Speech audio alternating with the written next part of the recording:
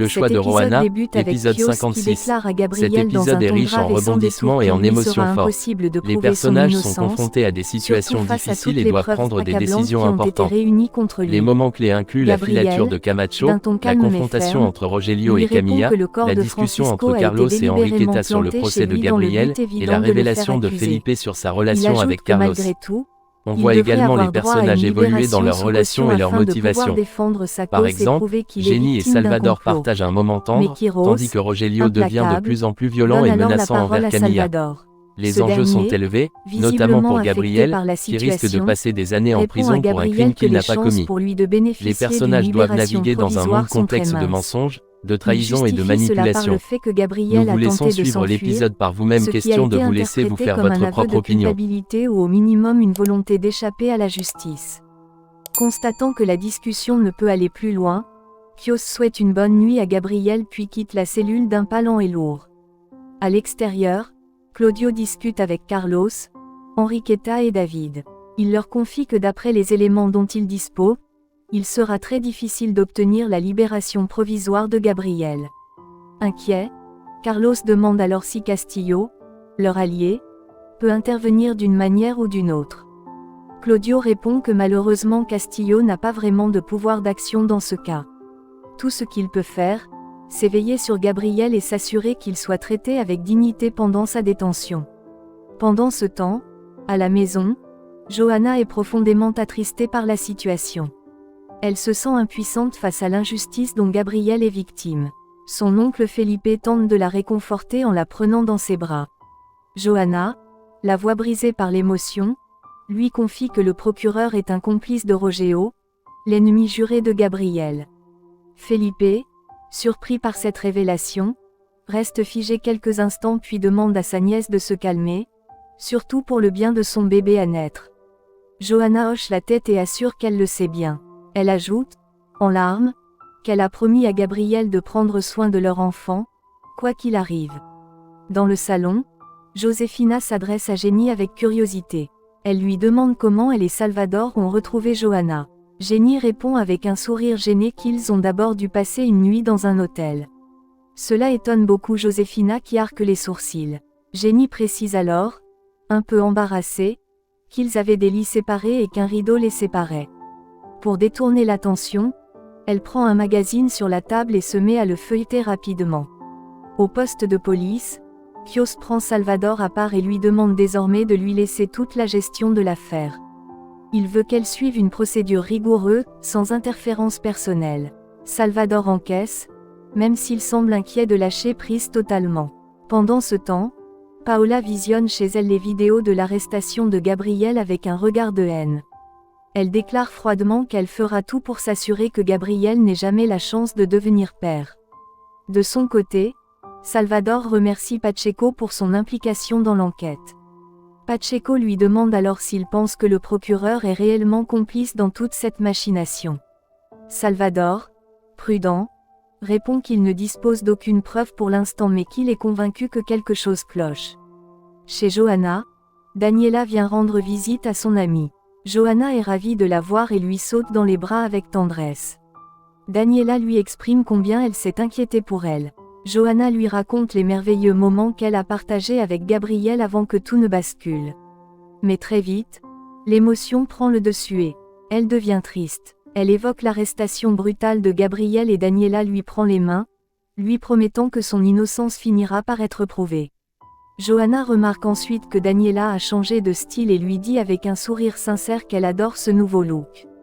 Daniela, un peu timide, lui parle alors de son prochain rendez-vous avec Rémi. Johanna est très heureuse pour elle et l'encourage.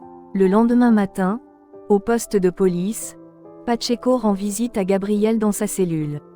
Il lui dit qu'il est entièrement avec Salvador et que ce dernier a passé toute la nuit à scruter les vidéos des caméras de surveillance.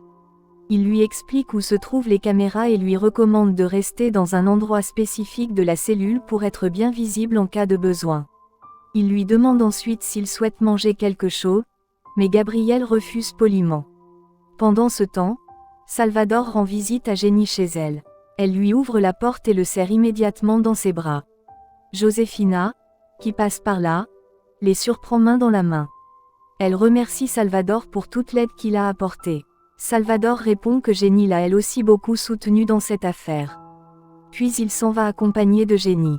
Dehors, les deux amoureux ne peuvent s'empêcher de se regarder avec tendresse, de rire ensemble et de se laisser emporter par leur attirance mutuelle. Ce qu'ils ignorent, c'est que Carmela les observe de loin avec un regard noir et plein de jalousie. Peu de temps après, Jenny rentre à la maison. Sa mère, Josefina, toute souriante, lui dit qu'elle comprend qu'elle est partie chercher Johanna avec Salvador et qu'à leur retour, ils semblaient très proches, presque comme un couple amoureux. Jenny ne cache plus ses sentiments et avoue que Salvador est l'amour de sa vie avant de monter dans sa chambre le cœur en ébullition. De leur côté, Carmel et son amie vont directement rapporter la scène à Yadira. Elle leur raconte qu'elles ont vu Jenny embrasser Salvador en public. Yadira, folle de rage, décide aussitôt d'aller régler ses comptes avec Jenny. En parallèle, Johanna raconte à Daniela les moments inoubliables qu'elle a vécus avec Gabriel, mais ses yeux se remplissent rapidement de larmes quand elle pense à l'injustice de son arrestation. Daniela l'écoute avec compassion et lui renouvelle son soutien inconditionnel. De retour au poste, Salvador s'inquiète auprès de Pacheco de la sécurité de Gabriel. Ce dernier lui confirme qu'il va bien, mais dit qu'il craint un empoisonnement. Salvador, inquiet, lui remet de l'argent pour aller acheter de la nourriture à Gabriel afin d'éviter toute manipulation suspecte. C'est alors que Paola arrive au poste pour rendre visite à Gabriel. Salvador s'oppose fermement à cette visite. Paola, agacée, sort son téléphone et menace d'en référer au procureur si on lui refuse l'accès. Pendant ce temps, dans son bureau, Camila est triste et pensive.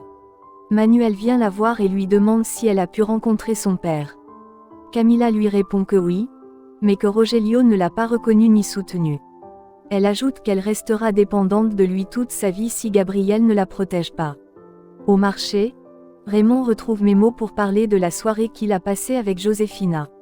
Memo lui dit que cette soirée l'a rendu heureux car il voit enfin Josefina en paix avec sa famille. Il précise toutefois qu'il ne s'est rien passé entre ce soir-là, respectant ainsi les sentiments de chacun. De retour à la maison, Jenny, pleine de bonheur, arrose les plantes en pensant à Salvador. Yadira arrive à ce moment précis, furieuse. Elle l'agresse verbalement, l'accusant d'avoir osé embrasser Salvador en public. Jenny, choquée, lui répond que Salvador lui a assuré qu'il n'y avait plus rien entre eux. Mais Yadira, avec un sourire mauvais, sort et envoie une vidéo à Jenny. Celle-ci découvre alors, horrifiée, une séquence où l'on voit Salvador et Yadira dans le même lit. Effondrée, elle demande à Yadira de partir, les larmes aux yeux. Yadira ne cesse de la narguer. Jenny finit par l'attraper violemment par les cheveux et lui jette de l'eau dessus pour la chasser de chez elle. Josefina, alertée par le bruit, accourt pour demander ce qu'il se passe. Jenny, incapable de parler, traverse en silence le cœur brisé et les yeux pleins de larmes. Plus tard, à la maison, Josefina raconte à Johanna avec émotion comment Jenny a violemment chassé Yadira en l'aspergeant d'eau à l'aide d'un tuyau. Furieuse en découvrant sa trahison avec Salvador, les deux femmes échangent un regard complice mêlé de soulagement et d'espoir. Elles sont toutes les deux heureuses malgré les circonstances que Jenny ait enfin connu l'amour, même si cet amour semble aujourd'hui la faire souffrir terriblement. Pendant ce temps, Jenny, en proie à une grande détresse émotionnelle, confie à son père qu'elle a le cœur brisé. Son père, bien affaibli, tente de la réconforter du mieux qu'il peut, mais sa toux persistante ne cesse de l'interrompre. Sa santé déclinante l'empêche d'être pleinement présent, mais son regard plein de tendresse trahit son désir profond de la consoler. Au poste de police, Salvador amène Paola pour une confrontation avec Gabriel. Paola, fidèle à elle-même, affiche un mépris arrogant.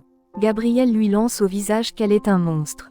Elle, avec un sourire moqueur, rétorque qu'elle est la femme la plus désirée du pays et que lui, Gabriel, est un idiot d'avoir changé une femme comme elle pour une pauvresse issue des quartiers populaires comme Johanna. Elle joue la carte du charme en feignant le regret, lui proposant même une réconciliation mutuelle. Paola tombe dans le piège conduit par Gabriel et s'approche doucement de lui demandant d'un ton mielleux s'il est vraiment prêt à oublier Johanna. Mais il la saisit brutalement par les cheveux et le regard noir jure de lui faire du mal si jamais elle touche à Johanna ou à son fils.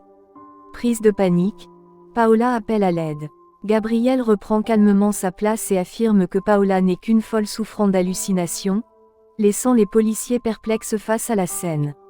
De son côté, Rogelio, désormais animé d'une ambition dévorante, appelle Enriqueta pour lui ordonner d'organiser une réunion d'urgence à l'entreprise. En effet, Elvira vient de lui confier le pouvoir juridique de représenter ses actions. À la brasserie, Eliana remarque les rabats de Manuel. Elle s'approche de lui pleine d'empathie et lui dit qu'elle pense le connaître mieux que quiconque. Elle lui demande si c'est la peur qu'il éprouve vis-à-vis de son père qui le met dans cet état de tristesse. Au même moment, Carlos informe Camila que Rogelio lui a annoncé que Elvira lui a donné le pouvoir juridique de gérer ses actions. Camila, bouleversée, comprend que cette nouvelle donne du pouvoir à Rogelio et elle murmure que ce dernier va les anéantir un à un. Dans les couloirs de l'entreprise, Daniela et David se croient. Tous deux sont très inquiets pour Gabrielle. David avoue à Daniela que durant les jours où ils ont travaillé ensemble, il a découvert une facette d'elle qu'il ne connaissait pas. Elle lui sourit doucement, touchée, puis retourne dans son bureau tandis que David continue de la regarder longuement, visiblement troublé.